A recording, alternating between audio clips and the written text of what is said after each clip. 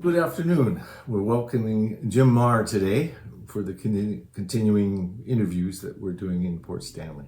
And thank you so much for doing this for us today. And Jim, we wanted to talk to you because you grew up on a farm that was part of the village of Port Stanley.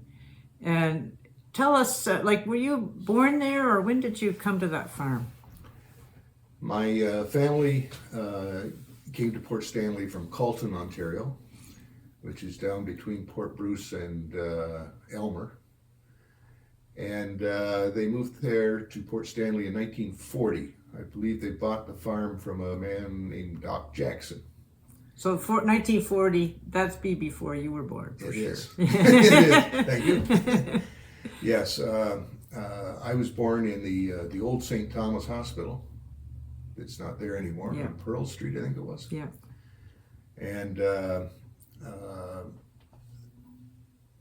I was the second child born to the farm.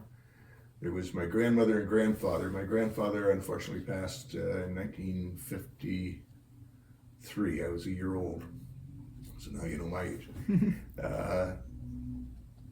The rest of us, there were 9 of us. My grandmother, my mother and father, my brother and I, and my aunt and uncle and their 2 daughters, my cousins. So we all grew up there together as kids, and 3 of us were born in the St. Thomas Hospital, the old St. Thomas Hospital, and 1 of us was born on the farm, my one cousin. Can you tell us, some of us won't know where that farm was. Yeah, the farm is, it's actually in South Old.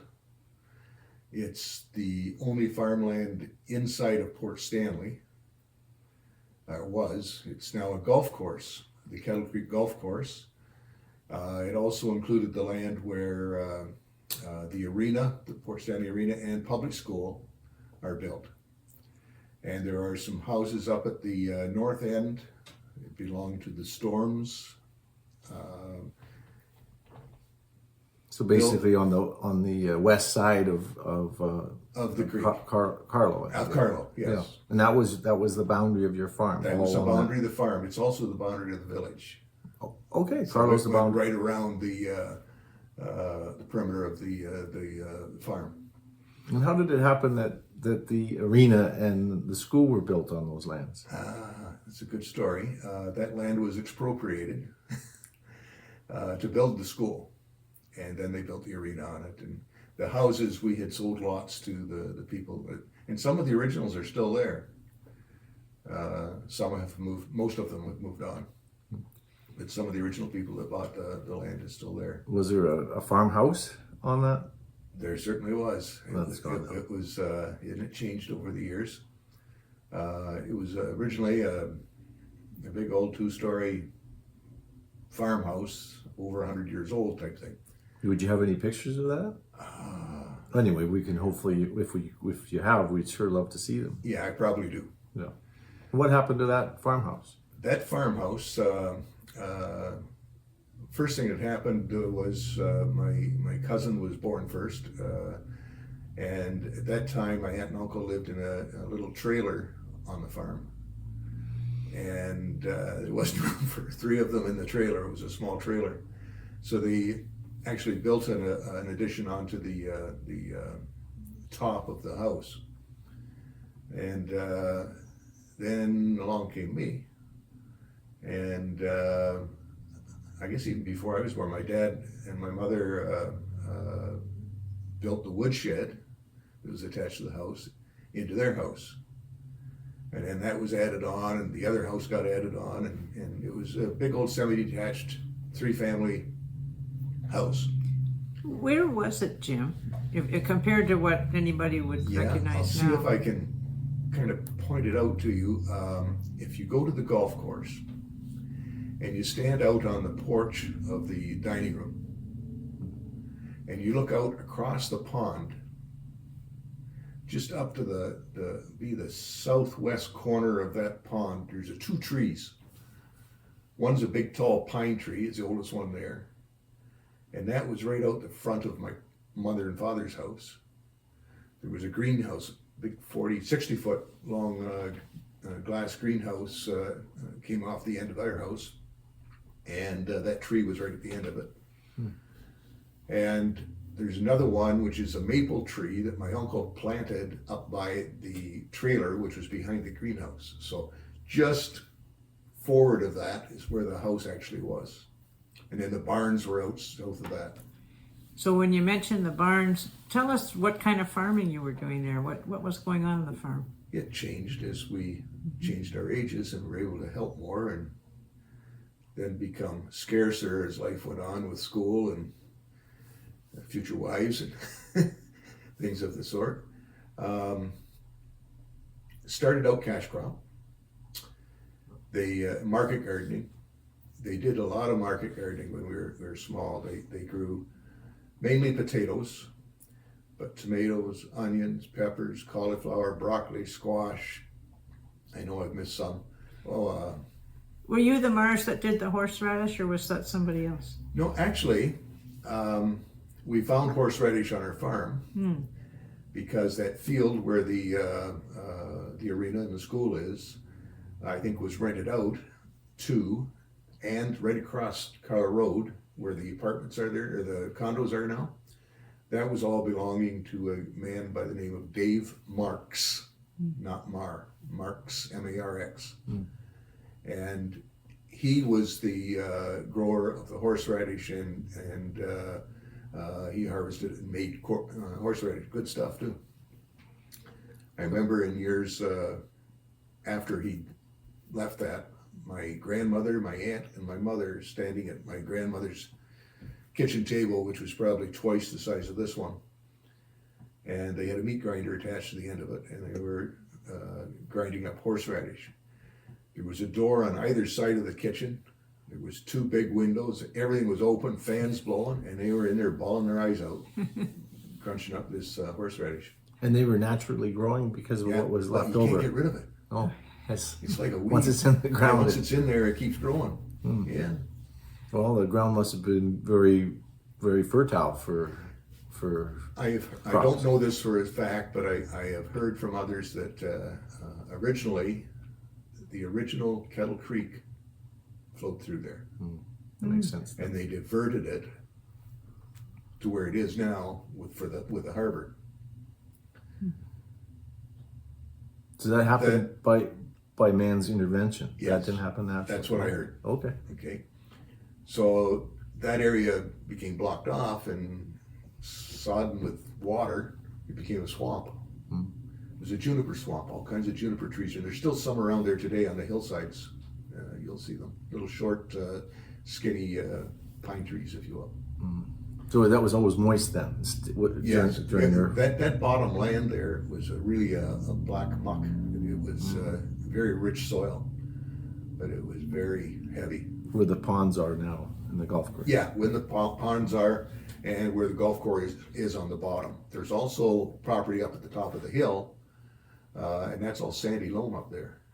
Very fine soil. But the black muck was probably where you grew all the vegetables and everything. That's right. Yeah, and were you marketing them directly, or where did you sell them? Yeah, we always had lots of people coming into the farm to buy them, but the big part of the business was to grow them, harvest them on a daily basis, that kind of stuff, and package them, potatoes in 10-pound bags, and 6-quart baskets, tomatoes in 6-quart baskets, crates of cauliflower and broccoli and all that kind of stuff. We package that all up and we deliver to all of the Loblaw stores in London and St. Thomas.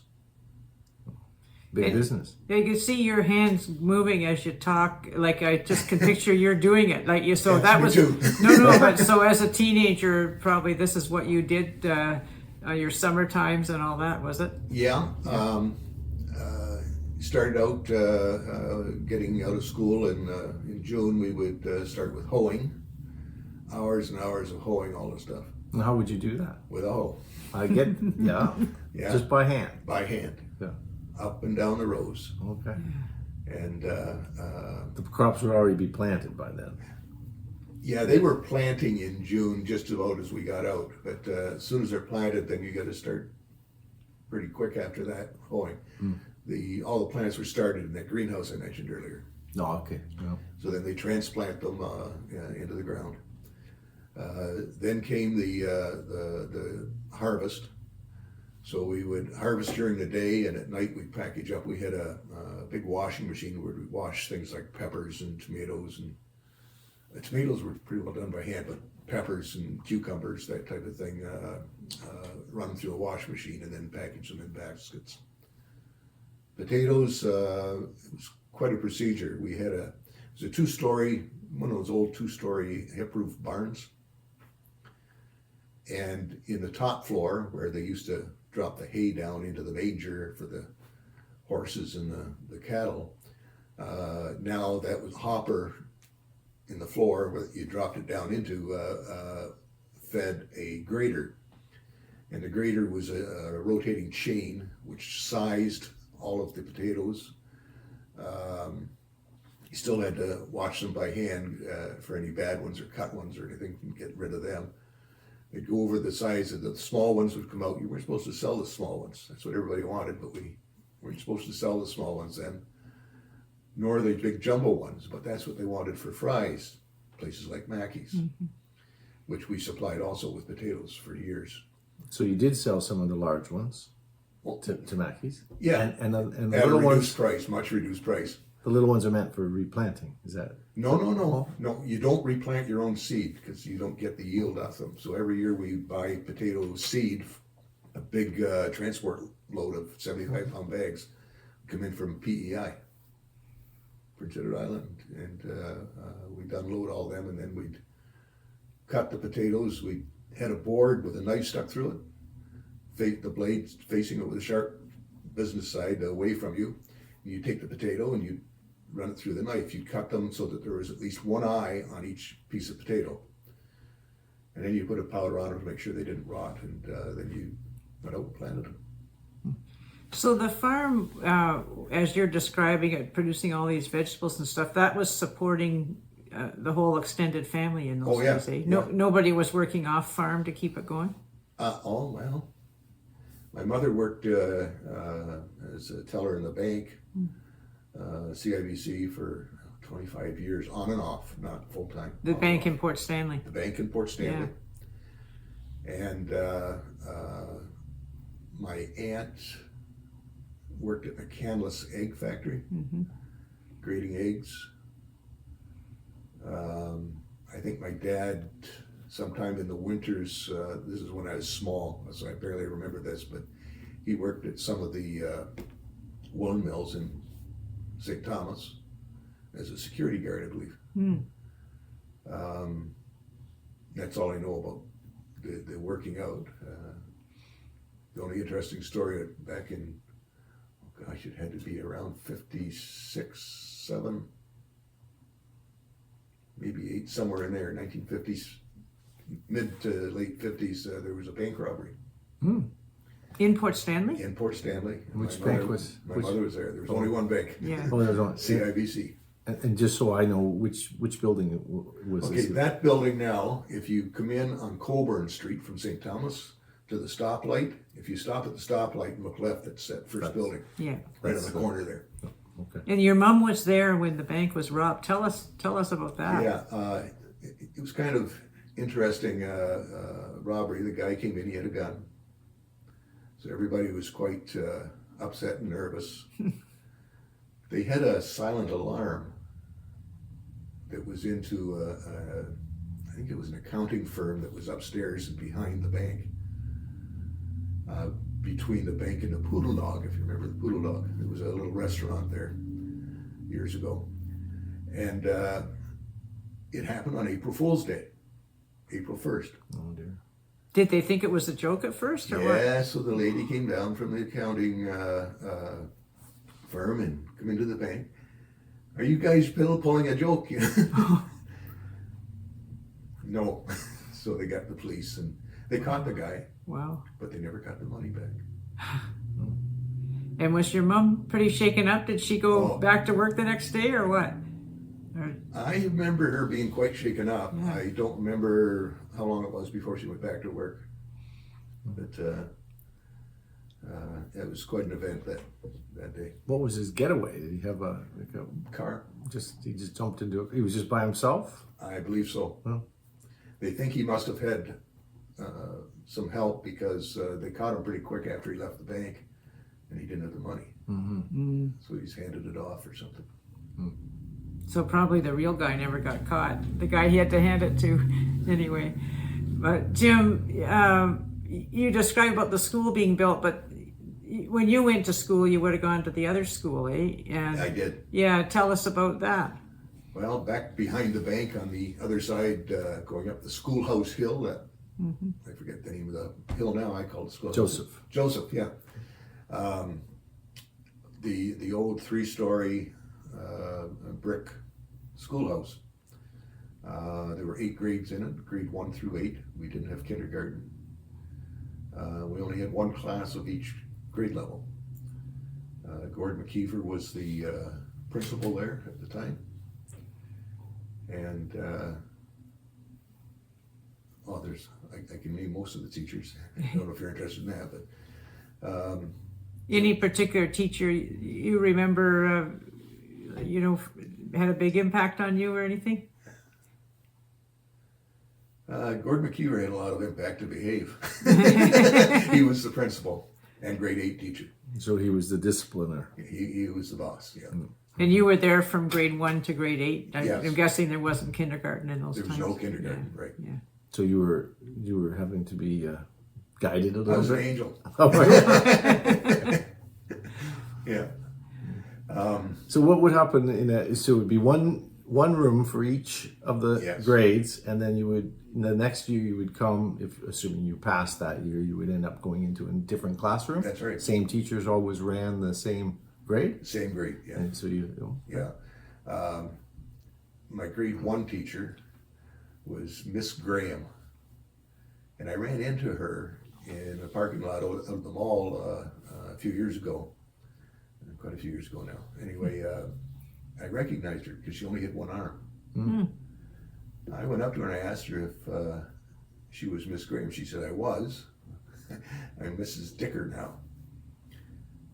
I said, oh my gosh. I said, you teach at Park Ave School? She said, yes, I do. I said, you teach my son? Oh, for She heaven's slugged me. sakes. She was I think I was her first class teaching. So she started off as soon as she graduated as Yeah. a teaching college and Yeah. started in Port Stanley. yeah. And Well, I hope she didn't hold it against your son when he was in his class. Her no, class. she was good. She was good. She was good. It's curious that she she was missing an arm. Yeah, I think it was something from birth. Okay. I think it did something wrong and it didn't grow. So Jim, you went all through grade 8 in that school, and Yes. then what led them to build a new school? Was it not big enough, or what was wrong with that building? I'm not positive. I expect it had something to do with the cost of updating and repairing it, lack of facilities. We had no gymnasium. We had no lunchroom. We ate in the basement on benches. Was there a yard at the old? There was an asphalt yard around the south side, south and west side. On the east side was where the teachers parked their cars. And on the north side was our baseball diamond. It's hard to picture there being that much space. Yeah. It's all of the, it was in the property included where the post office is Yeah. now. And there's houses directly behind the Port Stanley United Church. So some of those houses were part of the school property? All of it. Yeah, okay. Right up through Charlotte and Francis. Yeah. Right out to the corner. And when was the new school built? Like when your land was expropriated, and was that kind of the end of your family farming, or? No. That was about 12 acres. We still had around 80 that went into the golf course. And then we we also leased some land. We leased land up right at the corner of Carla and Warren Street. If you go to the northwest corner, that house there, back behind the house, there's a little roadway that goes up behind the house. It goes up to the top of that hill. There's 10 acres up there. And that was part of your farm too? No, No. we leased it. Oh, you leased it? We leased it from Sidmore's. Right. And then if you go down Carla past that property, you go down the hill, the first road to your left where the trout farm is. If you go towards the trout farm, down a little ways, you start coming up a little right. There is I don't know if it's still there, a roadway going up through there. It was a different world. It's houses in there now, I guess. Yeah, it's all Yeah. housing in there. But there was 10 acres up there. Like level land that you could have Yeah, crops on. sand.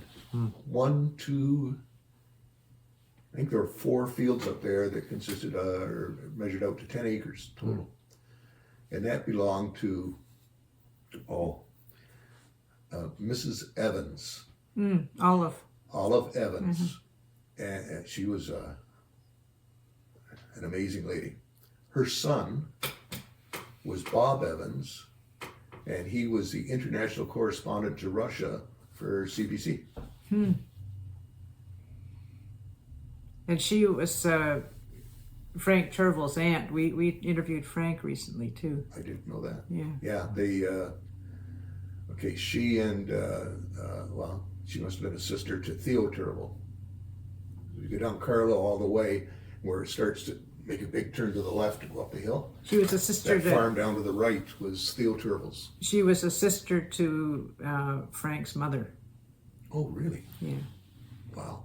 So she had extra land that she wasn't using? Yeah, Is that what so we rented that off of her.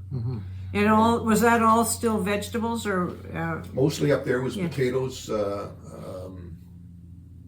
one field was really hot, burning hot to work in, and that was good for tomatoes. And you're saying so this was a big part of your life, all your years living at home, it sounds like. Until I left home. Which was when? How old? Don't have to say. I was 19, and 1971, and I graduated that year, got married that year, and moved to St. Thomas that year. And that was it for you in farming? Is that correct? No, I had 1 year where there was, I worked at General Motors in London at the time, and there was a layoff around 76, and that year I worked quite a bit on the farm.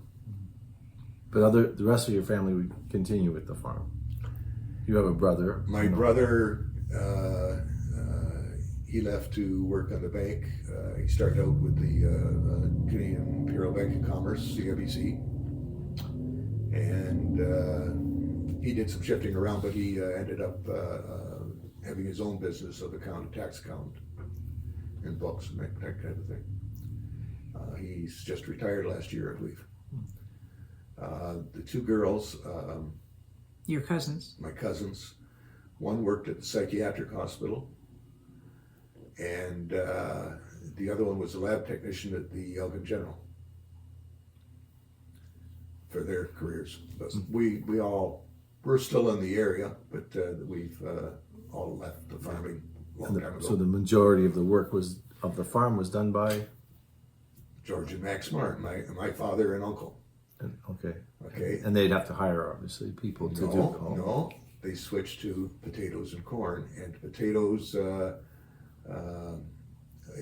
it went into mostly, no, I'm sorry, they got out of the potatoes, they went mostly to corn and soybeans, which require a lot less manual labor, More equipment, more less equipment, labor. less labor. Yeah. And you could custom work some of that too. You didn't have to have a big corn picker. You could hire somebody to pick it. Yeah, because the equipment was evolving and able to do that work. Yeah. And then eventually somebody had the great idea to make it into a golf course. Is that what happened? They did, yes. Tell us how that came about, if you can. I can't remember the year. It was it's a while ago now. It's probably over 10 years now, at least. My uncle passed away, and then my mother came down with Alzheimer's and required a different environment, and we couldn't leave my aunt there alone, so we aggressively tried to sell the farm. And these people from Delaware, they have a construction business. They have a lot of business. They have sod business. Their name was Glover. They bought it, and they changed the whole landscape and everything, built that pond. That pond wasn't there when we farmed. It was They knocked down the house then. Oh, they knocked down the house, all the barns. Cleared the land. Yeah. And then shaped it to accommodate Yeah. a golf course. Yeah. So that would have been those, maybe in the 70s or 80s, maybe. Eh? Yeah. Yeah.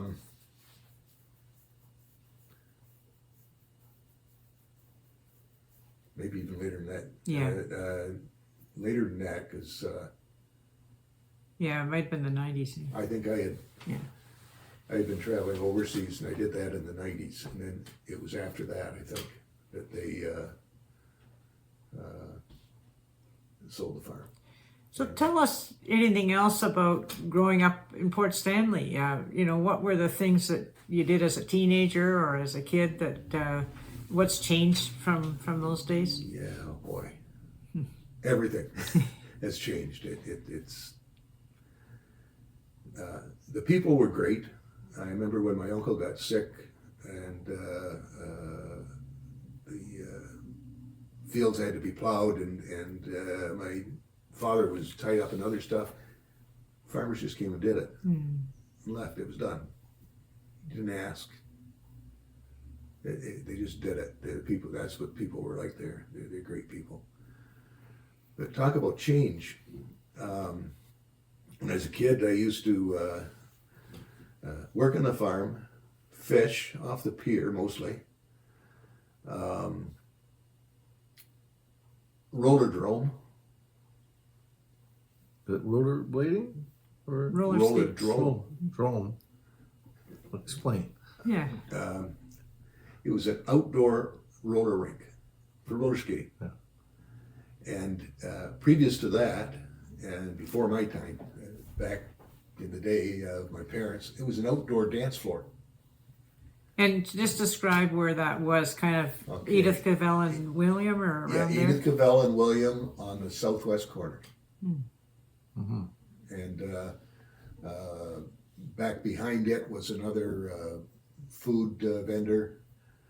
I don't know who owned it. Burgers and hot dogs and fries, that type of thing. When you say behind, is that towards where the To Buccaneer? the south. To the south, yeah. To the south of it, yeah. And Mackey's wouldn't have been where it is now. Mackey's was way down about where GT's is, or close to it. The Stork Club was in there. You had the Stork Club, and then just east of that was Mackey's. Mackey's had two booths. They had the big one for the restaurant part and their popcorn. You could smell that blocks away. I think that was intentional. And then they had a separate chip booth. And that chip booth was just, they were constantly, there's a guy at a machine, a press, cutting potatoes. Your potatoes. Yeah. Jumbo Yeah. potatoes. Jumbo potatoes, yeah. And at that time, when I was a kid, it was owned by a guy by the name of Ken Turnbull. And Ken Turnbull lived at the corner of Bridge Street and William. Right on the corner was Hutchison's, and then the next house, I think, was Turnbull's. It was a big brick house. It used to be covered in ivy. I don't know if you remember that. On the south side there. It was on the east side of William. Yeah. The red brick house. Yeah. Beside William, right on the south side of George, I think, right there. Is it George there? Bridge turns Bridge into Street, George, yeah, yeah. yeah, it does. Yeah. I can't remember the exact point with changes, but yeah. Yeah. It's And- still covered in ivy, that house. You can hardly see it. And now it's, then it was owned by Charlie Phillips, And Charlie Phillips is the one that built the present Mackey's. And at that time, the old one was done. And not only was it done, but the Stork Club had burned down. And that would have been in between 78 and 80. Were you around for that? I was in British Columbia at the time. Okay. But it burned down. It was a huge dance hall. You could have 1,000 people on the dance floor. Did you ever dance there, Jim, or are you a little too young? Oh, no. Yeah. When Kathy, my wife, and I were dating, that was our main date spot, was the Stork Club. And we had Kathy's cousin married a guy that was in the, what was it called? The Larry Dennis Combo. And then they changed their name to the New Society. And then they changed their name to Society. It was all the same name. Larry Dennis was a trumpet player, and they had a singer, and her cousin's husband was a bass player. And we used to often go and see them. We saw other bands there too. It was quite the place. Or sometimes we just go and sit outside and listen. For free. For free. It was a good place. So when I was, it'd be the late 60s and up until the mid 70s, I was dancing there. Yeah. Was the beach a popular place for you to go swimming? And no, that was something you did after work to get a quick dip or something, and just to cool off on a hot day. Yeah. Any boating activity when you were young? Later. Okay. I can't remember how old I was. It had to be 25, 30 years ago. I bought a little motorboat, did a lot of pickerel fishing. Coming back into the dock one day in Moon River in Bala, Ontario. Know it well. I was pulling into the dock, just idling, and the engine blew. So we buried the boat. Because then you were at slammed dock. it was that was the end of the boat, or Well, the boat was the motor was done. It So was an old boat. okay, It was an old boat. left it up there in Bala, did you? No, we brought it home and buried it. Actually, it was just a few years after that we sold the farm. So somewhere in that. Right. So Jim, just to shift for a minute, but you're part of the United Church, your parents were. Tell us your memories of life there, or any of the particular people that you remember being part of that church. Gosh, yeah. My grandmother was a member there, my grandfather before my time, then my parents and aunt and uncle, the four of us kids that grew up on the farm were all members there. Any particular ministers that you remember, or any activities there that were big in your life? I remember sitting on the knee of Mr. Smith, Reverend Smith. So that was. Hopefully you were a child. Yeah, yes.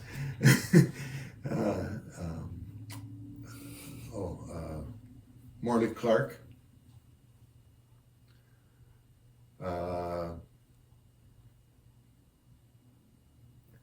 Reverend Boa.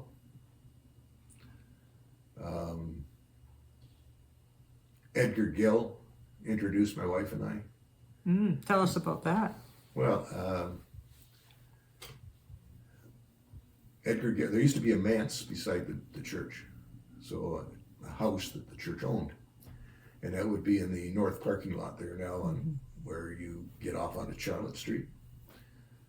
That was the manse. It was an old brick house, and it got to be where it was going to cost more to keep it up than to pay an equivalent to the minister to buy or rent housing. Plus, the problem was occurring that ministers would retire and they didn't have a house or the investment to live on. Either way. So anyway, Reverend Gill, 1968, we had a Sunday school picnic at our farm. So I was about 16 at the time, and I had just bought a motorcycle. and I was told I had to leave it in the barn while the picnic was on.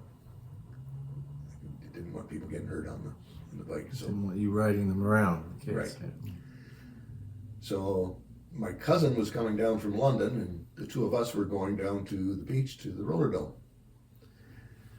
And I wanted to leave. I wanted to go to this to the beach and meet my cousin. And just as I got the okay that it was okay time to leave, I went and got my jacket because it was going to be cool that night. And I go to walk out the lane, and Reverend Gill comes over to me. Jim, how are you today? I'm fine. He says, have you met Kathy yet? I said, no, and I took a couple steps away, and he says, well, here, Kathy, this is Jim. Jim, this is Kathy, and he walked away. He said, oh, before he did, he said, maybe you could take her for a ride on your motorcycle. I didn't have my license yet. Well, he gave you blessing. Well, we had a farm. Just around the farm, right? Yeah. Yeah. I put 1,000 miles on it the first year I had it on the farm. Wow. Anyway, I took Kathy for a ride, and I thought, oh, I'll make this fast. I'll go the long, slow way up that hill over there and then over the side. And I did. Well, she hung on tighter. Didn't say a thing. And then I went across the pasture that would be heading down the fairway now towards that pond. And partway down there was a ditch. And I hit the ditch at an angle and up in the air and landed. She hung on tighter. And then my cousin showed up to see why I wasn't coming to the beach in a car. I said, go away, Al, I'll come later. And I asked her out a couple of weeks later, and 55 years in October we'll have been married. Wow. So at first she was holding on for dear life, but then she really held on for life. Yeah, she That's did, nice. yeah, for life. Yeah. What, how come you didn't know her? She wasn't from Port? Was she No, from she West was- Elgin, or where Well, was she funny from? thing, the Gills, Reverend Gill and his wife Mary, had some friends by the name of George and June McCormack, who happened to be Kathy's parents. And June McCormack, Kathy's mother, really was fond of perch. So they came down to Port Stanley from London and to buy some perch, and they stopped in to see the Gills. And Kathy stayed and decided to spend the summer there. And then decided not to leave, and then got a job at the school board, and then The rest is history. yeah, I think we caught up to the marriage part now. Yeah, a long time ago. These are such great memories, Jim. Anything else you want to tell us about earlier times in Port? Well, we mentioned Mackey's and the roller dome and the relocation of Mackey's and the Stork Club being burned down. The new Mackey's, not too many people know it, has a second floor. And that second floor was built by Charlie Phillips to build a dance floor up there.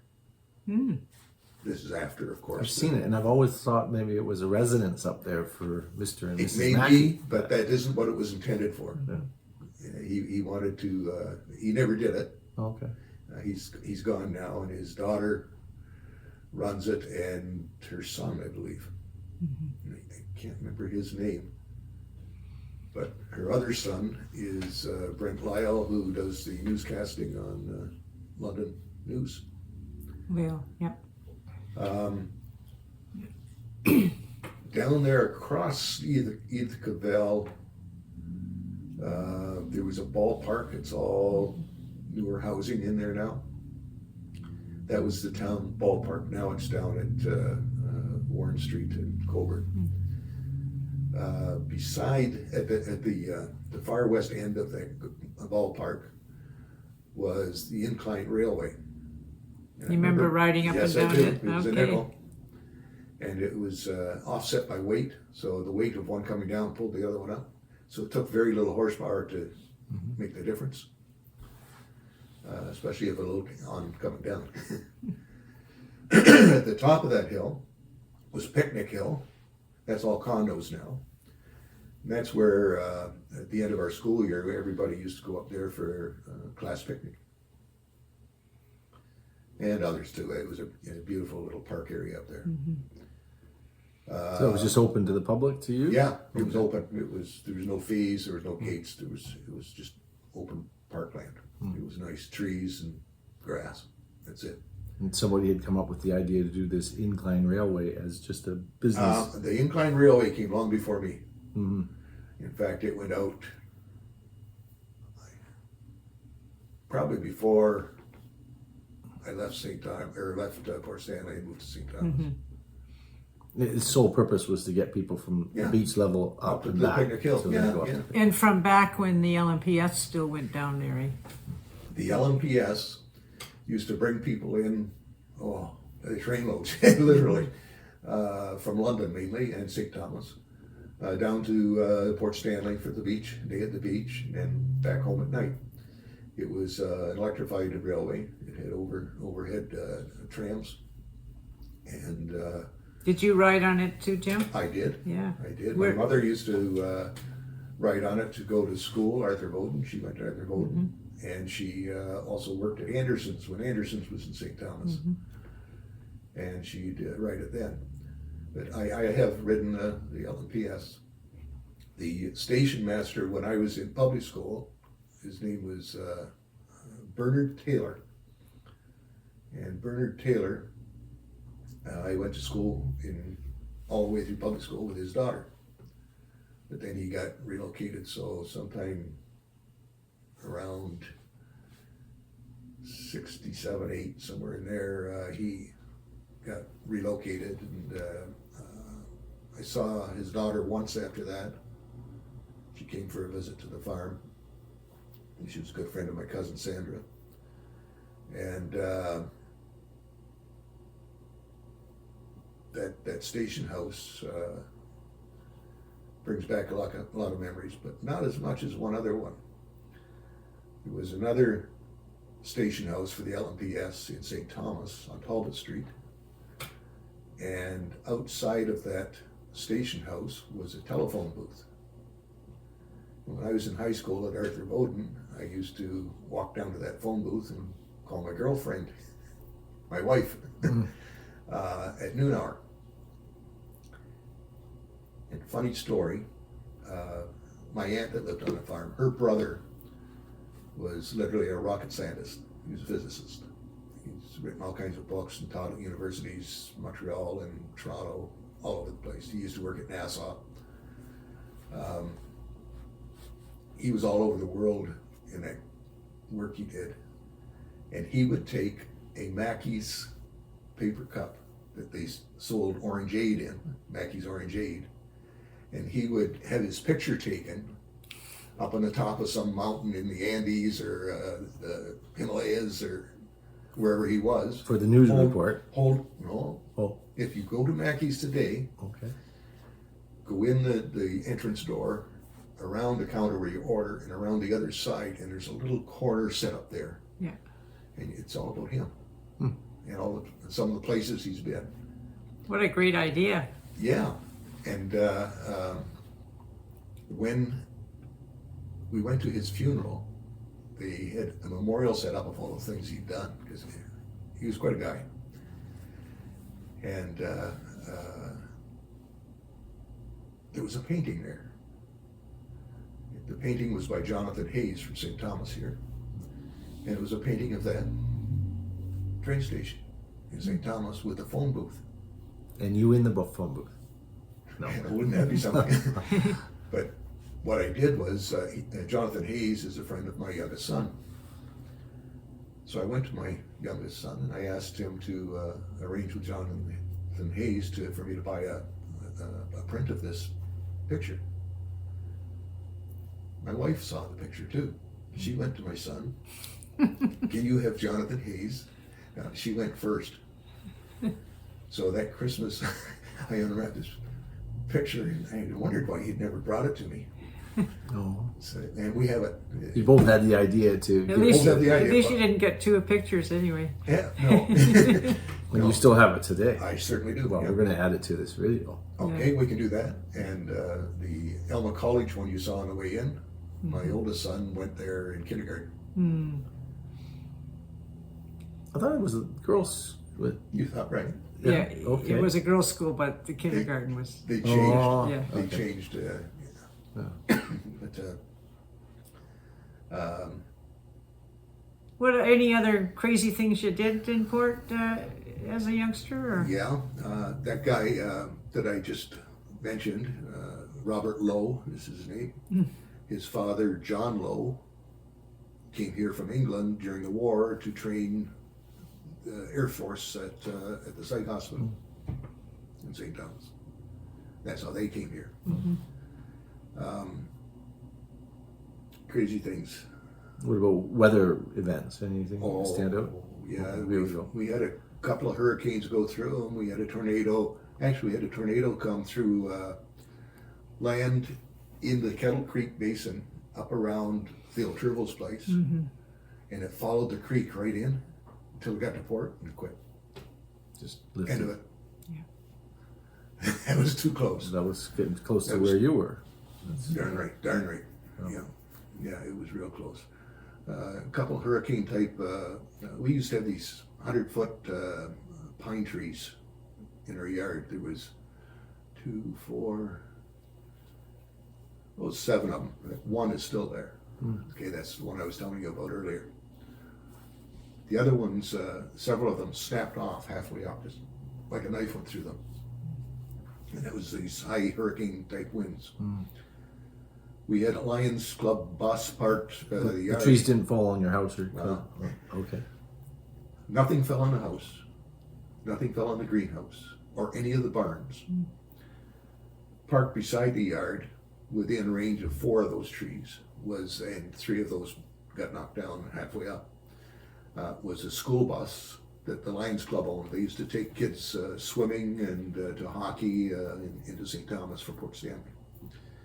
And it was parked there. Kathy's car was parked there. And the branches of that one tree were just brushing against the side of the car and the bus. It just fell. It never touched Between it. them. It just Right in just, between. Just, Wow. the needles were just touching it, barely. That's No, lucky. no big damage except they had a few trees to cut up. But That's one to remember, though, eh? oh yeah, that was pretty hectic, that one. No, mostly Port Stanley was a great place to live. Spent a little time at the library. Was it Mrs. Payne was the librarian then? Sue Nemeth was librarian, and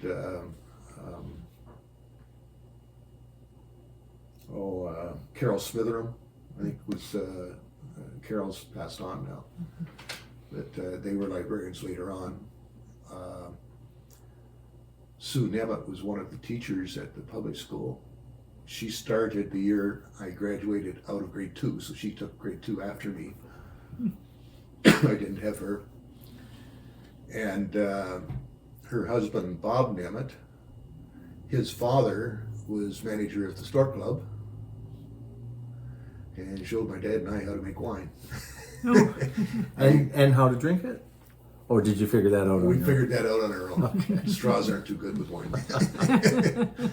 We also went, I used to fish, I sat on the pier a lot, and 8 out of 10 times that I went there, his father would be out on the end of the pier fishing. Pickerel. Be perched then, Perched. off the pier. Off the pier. Pickerel was Pickerel's the boat. deeper. Yeah. that's right. Mr. Nemeth Sr. Yes, Yeah, John Nemeth. John Nemeth. John Nemeth, Yeah. Sr., yeah. You mentioned that Poodle Dog place. Was that a place you went to eat, or was it still running? Did you remember it? I used to go in there after school sometimes, and I bought one of 2 things, an apple or a pomegranate. Pomegranate. Wow. Yeah, In Port pretty Stanley. luxury. In Port Stanley, yeah. And Exotic fruit. I think I have eaten in there, but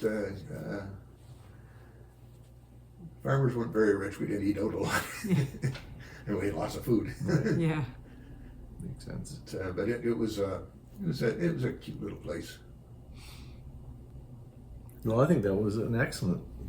Thank you so much for sharing all My your pleasure. memories with us. My pleasure. Yeah. Thank you so much. Yeah, thanks, Jim. Wonderful.